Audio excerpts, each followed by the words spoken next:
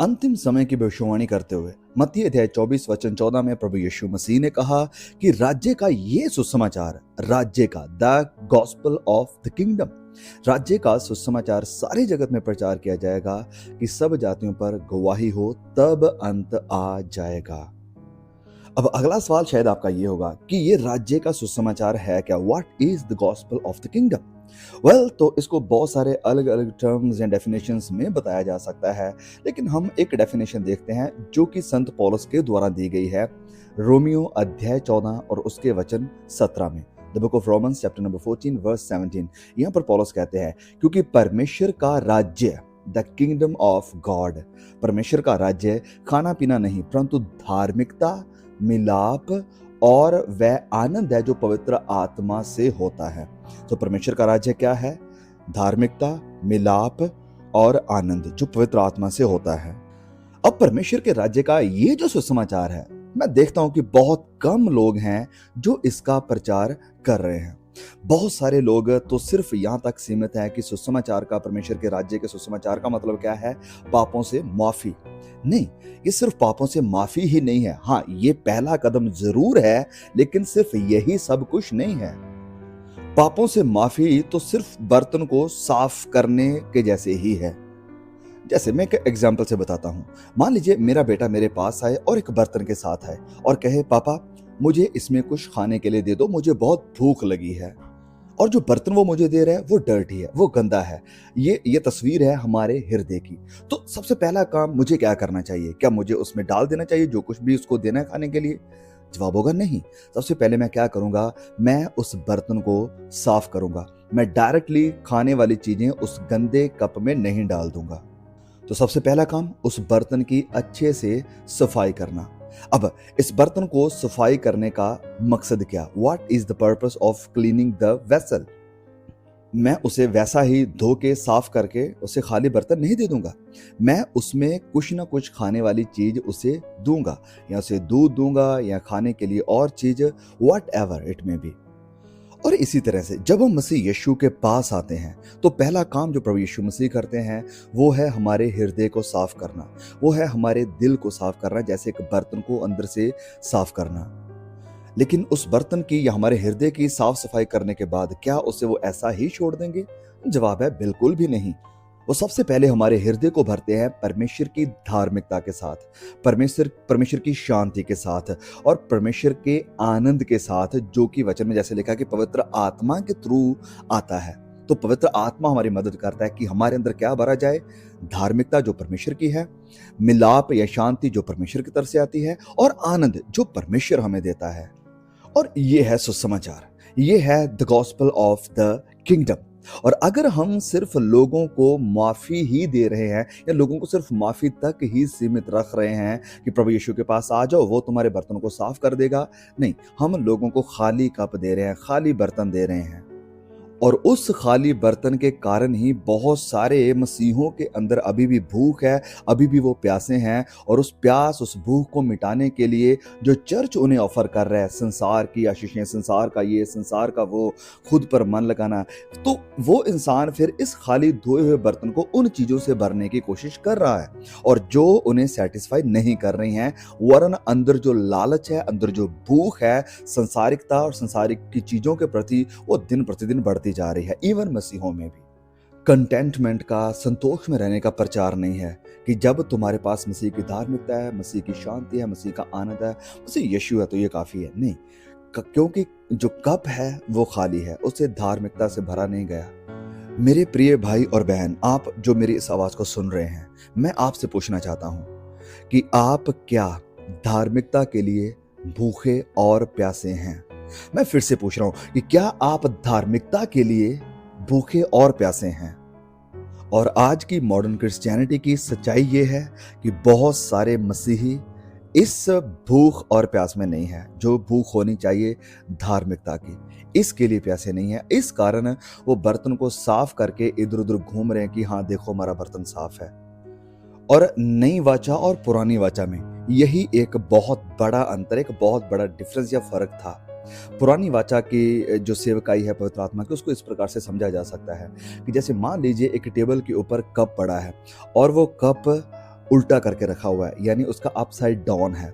तो पवित्र आत्मा एक पानी की तरह जब बहता था तो वो कप के अंदर नहीं जाता था, उसके साइड से बहता था और लोगों को ब्लेस कर जाता था। लेकिन जो बर्तन का अंदर वाला हिस्सा था वो खाली ही रहता था। इसकी परफेक्ट एग्जाम्पल वैसे तो बहुत सारी हैं, लेकिन एक एग्जाम्पल सैमसन हमें देखने को मिलता है।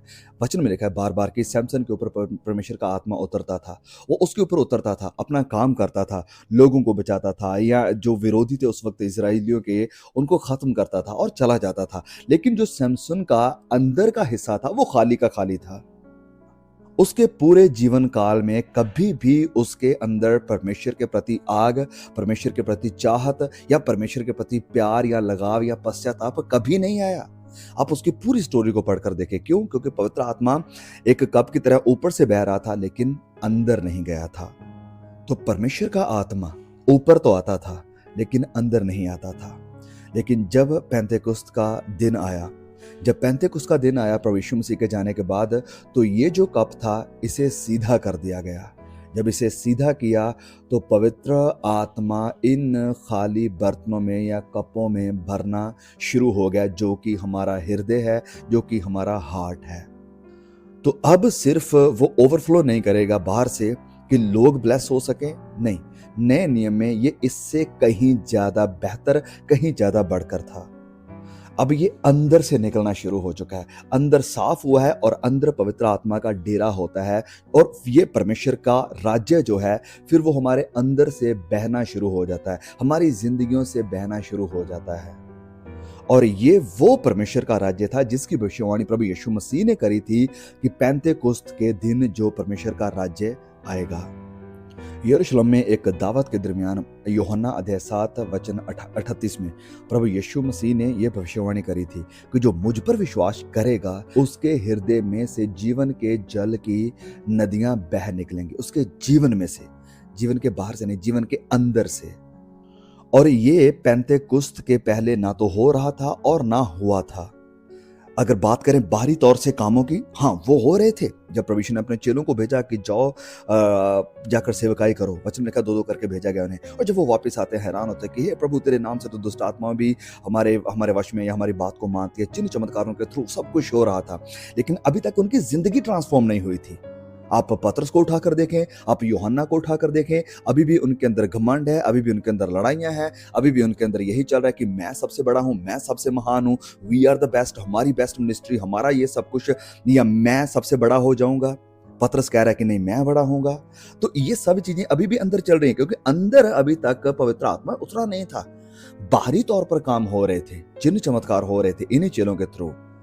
और जब हम आगे पढ़ते हैं यूहन्ना 7 का 38 के आगे वचन 39 को, वहां पर लिखा है कि उसने ये वचन उस आत्मा के विषय में कहा। कौन सा वचन है?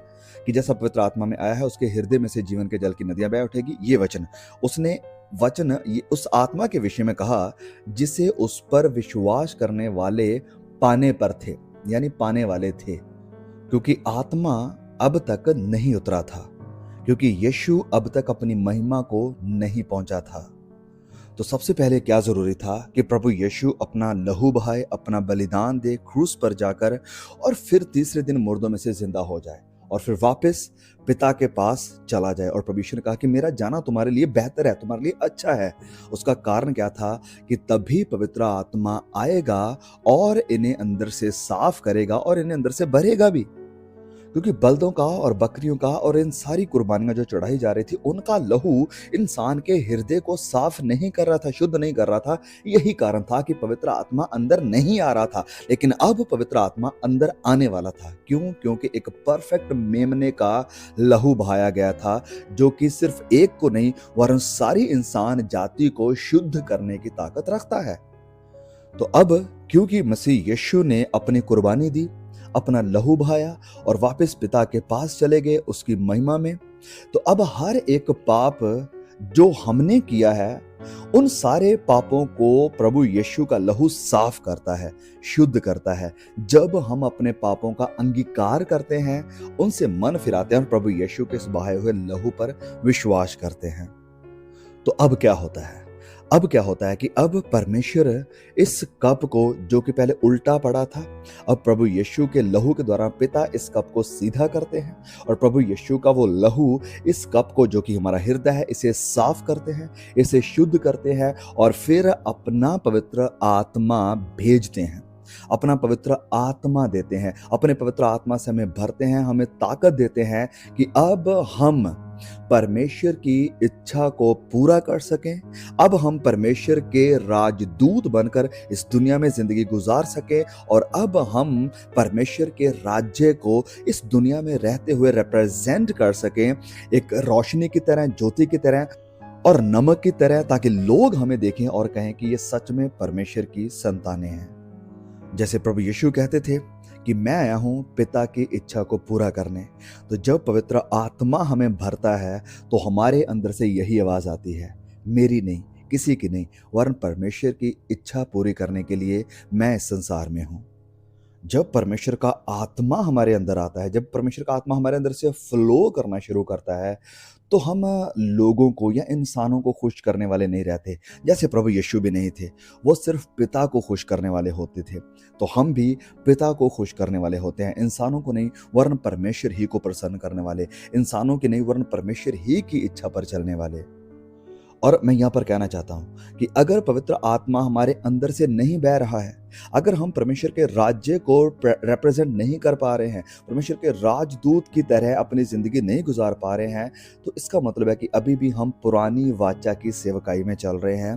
कि पवित्र आत्मा हो सकता है बाहरी तौर पर तो दिखाई दे, कुछ काम तो हो, कुछ हमारी जिंदगी में अद्भुत काम भी हो, अचंभे भी हो, चिन्ह चमत्कार भी हो, लेकिन अगर अंदर से पवित्र आत्मा फ्लो नहीं कर रहा है, कि हमारे अंदर परमेश्वर का प्यार नहीं है, हमारे अंदर परमेश्वर का अनुग्रह नहीं है, अगर हम परमेश्वर के राज्य को रिप्रेजेंट नहीं कर पा रहे हैं, तो इसका मतलब हम पुराने वाचा की सेवकाई में चल रहे हैं। सो मेरे प्रिय भाई और बहनों, मैं आपसे सवाल पूछता हूँ फिर से, जो मैंने पहले पूछा था, कि हम अपने आप को जांचें, अपने आप को परखें कि क्या पवित्र आत्मा हमारे अंदर से फ्लो कर रहा है।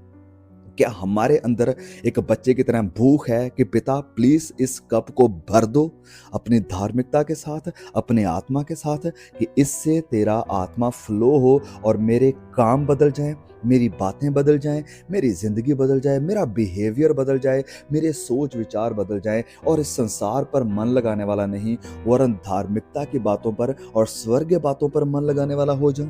क्या आपके अंदर ये भूख, ये प्यास है कि प्रभु चाहे सेवकाई रहे या ना रहे, लेकिन मैं तेरी उपस्थिति को चाहता हूं कि प्रभु किसी और चीज के साथ मेरा प्यार नहीं, ना मेरे कामों के साथ, ना मेरा चिन्ह चमत्कारों के साथ, ना दर्शनों के साथ, ना मेरी सेवकाई के साथ इतना प्यार नहीं, मेरा प्यार सिर्फ और सिर्फ आपके साथ है। प्रभु आप मेरे लिए पहले स्थान पर हैं, बाकी सब चीजें नहीं। और अगर मेरी जिंदगी से कोई चीज पहला स्थान ले रही है, प्लीज प्रभु से दूर कर दे।